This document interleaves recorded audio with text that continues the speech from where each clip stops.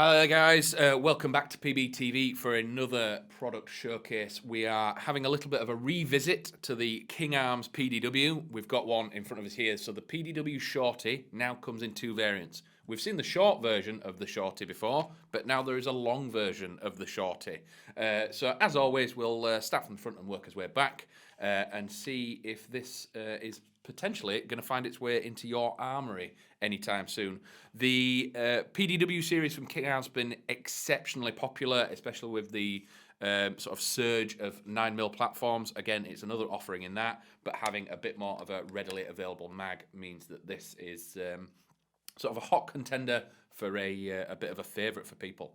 The internals and everything like that are identical to the old version, or I wouldn't say old version, alternate version. But if you've handled one of these, or if you've handled one of the other ones, the SD version or anything like that, it is very, very similar. There's just some external differences.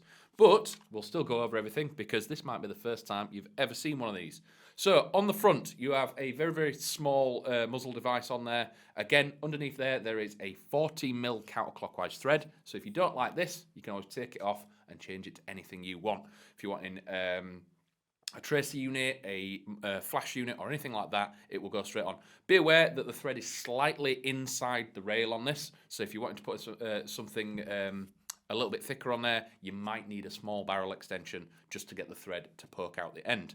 Apart from that, we come back to the quad style rail, giving you an absolute ton of real estate on this thing. So again, grips, torches, pec box, D-barrels, mauls, anything like that, you can just throw straight on this and you've got all the real estate in the world. Again, unlike Keymod or M-Lock, you can just mount it everywhere. You don't have to get extra parts. It does mean that the rail is slightly thicker and bigger and chunkier, but some people prefer the RIS system just to be able to move stuff around exactly where they want it. On the top, we've got some standard flip-up iron sights. Again, pin at the front, aperture at the back, making it very, very easy to acquire your targets. Again, if you're getting this fresh and you haven't budgeted for an optic or anything, the iron sights on this are really, really good. The aperture at the back is really, really wide, so it's very, very easy to see that pin. And again, this thing's designed for CQB, so don't fret about using iron sights anywhere. They are still very, very functional. Coming back is where the main difference on this is compared to its M4 counterparts and everything like that, is you can obviously see the SMG5 style magazine. So rather than this thing having something proprietary or something a little bit awkward like some of the 9mm systems are, it just uses standard SMG5 magazines. It does come with a 100-round mid-cap, so if you're grabbing one of these, you will need a speed loader. There's no window to drop BBs in or anything, so you do have to manually load it with a speed loader. There are two ways of getting the magazine out of this as well. You've got a standard, almost M4 style extended mag release on the right-hand side. Pressing that drops it out, but you also have the standard almost like UTR, G36, AK style thumb release at the bottom as well. Clicks in very nice and solid, and it is really easy to index this almost sort of slightly flared mag weld down here. Bladed trigger, meaning it's almost sort of sitting in that speed trigger system. Quite easy to bounce a few and repeat shots off. There is a lot of fun in CQB, this thing. They've added the sort of 9mm vibe up on the shell door as well, so they've sliced down the shell door and added an extra brass deflector. Underneath there, you will find a rotary style hop unit, big bright thing, so even if you're in CQB or dark locations and you need to adjust your hop, makes it very, very easy to do so. So, coming further back, we do have the PDW style stock. Love or hate them, some people like them. People immediately see these and think there's no battery space. Absolutely not true in the King Arms sort of world, because it is actually a full stock underneath it. So yes, it does collapse down and it is skeletonized and sort of a little bit low profile, but they've kept a full size sort of M4 stock tube. To be honest, when you take this off, there's probably slightly more space in this than there is in an M4 stock tube.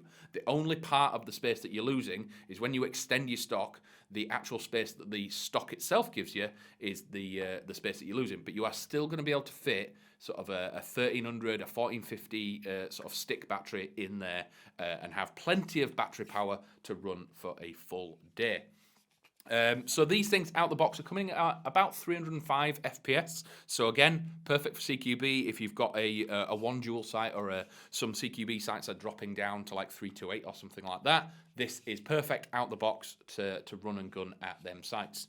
Again, CQB, it's sort of sitting around that 1.7 kilo mark, so exceptionally light, really easy to carry multiple mags.